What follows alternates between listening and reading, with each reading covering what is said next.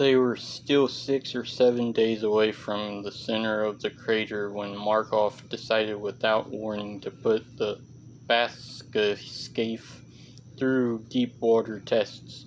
Hendrik and Moresby were to be carried by freighter 30 miles or so ahead of the facility. There they were to dive as deep as they could until they reached the ocean floor, test the equipment, the air system, the communications system, sonar, lighting, etc. Take a few readings remaining in place for at least an hour, then ascend. 2 submarines were to go along and stand by in case assistance was required. Hendricks showed up at Altman's door shortly before he was scheduled to leave. He looked nervous. "I've got a problem," he claimed. "It's Moresby. He tied one on last night as soon as he heard we'd be going down." "Is he alright to go down?" "Right now he can't even see," said Hendrik. "I've been trying to walk him out of it, but I've got to supervise the transfer of the bathyscaphe." "Do you think He trailed off, waited. "Maybe you should say something to Markov," said Altman. "I don't want to do that," said Hendrik. "He already warned Moresby once, and I don't want to do anything to get him fired." "I know it's a lot to ask, but will you look in on him, see if there's anything that can be done?" Altman nodded. "But I'm doing it not for Moresby, but for you." Hendrik smiled. "Thanks, man, I owe you one." Altman clambered through the tunnels and up decks to Moresby and Hendrik's cabin. He knocked on the door. There was no answer. He hesitated, knocked again. When there was still no answer, he tried the door and, finding it unlocked, entered. It was a narrow space with 2 berths, the top belonging to Hendrik, the bottom to Moresby. The room reeked of vomit. Moresby was half in and half out of the bottom bunk, as still as a corpse. Altman shook him. At first there was no response. After a few more minutes of shaking, he groaned slightly, his eyes barely opening before closing again. Altman shook him harder, slapped him. Moresby blinked, coughed. "Give me a minute to steady myself," he said, and groped a bottle off the floor beneath the bed. "You don't need any more," said Altman. "Come on, get up." "Who are you to tell me what I need?" asked Moresby. He tried to stand up and nearly fell. "I'm a Moresby. By God, a descendant of—" He was still babbling out his pedigree while Altman dragged him down the hall and thrust him fully clothed into the shower, turning the code tap all the way open. A moment later, Moresby was shouting. 10 minutes later, he was dressed in dry clothes and subdued. He was pale, was sweating a sour smell, and his hands were still shaking, but he was more or less presentable.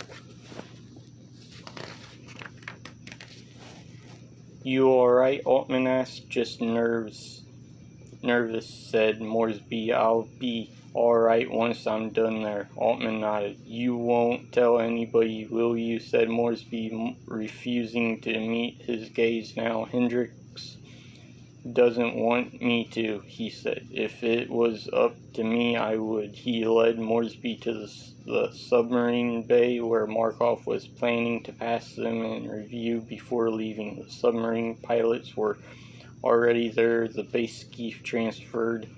"You stay here," said Altman. "Where are you going?" "I'm going to find Hendrik."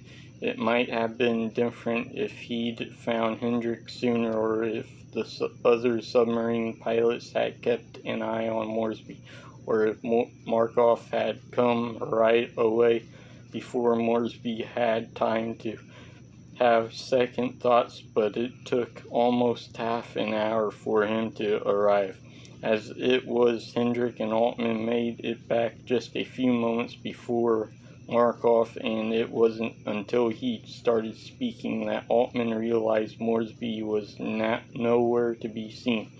Markov took the review very seriously. He wore a freshly pressed dress uniform and was flanked by 2 guards on either side. He thanked the pilots and crew and technicians for their efforts, reminded the other 2 submarine crews that they would stand by on the freighter in case anything went wrong and the base keef failed to rise. As for the base keef, if for any reason Hendrik and Moresby, he stopped.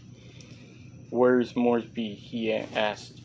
Hendrik looked around. "He was here just a moment ago, sir," he said, and the 2 guards discovered him. He'd managed to find a bottle somewhere and had down a good bit of it. Drunk, he had fallen from one of the lift and broken his neck. "It's my fault," Altman thought. "I should have watched him more carefully." He looked over and caught Hendrik's eyes, realized that Hendrik was thinking much the same thing, was blaming himself. Markov, however, didn't react at all and rejected out of hand Hendrik's request to put the dive off for a day out of respect for the dead. "Just as well," he said when the body was brought to him. "That way we'll be sure to get the geophysical readings right." "Sound all right to all you, Altman?" He had to repeat it twice before Altman realized he was being addressed. "Fine," said Altman, trying not to stare at the body, at the way the head hung at the odd, impossible angle. They took a boat to the freighter in silence, the base keef being towed behind. Once there, the guards held the base keef steady as they loaded on. "I'm still a little shaky," said Hendrik. "I lived with Moresby after all. If it's all right, all the same with you, I'll let you drive." Though a little shaky himself, Altman was happy to have the distraction of working the instruments. He eased them slowly down. Before long they were resting steady on the ocean floor. "How deep are we?" asked Altman. "Not nearly as deep as we'll be in the center of the crater," said Hendrik. 2,000 meters, I'd guess."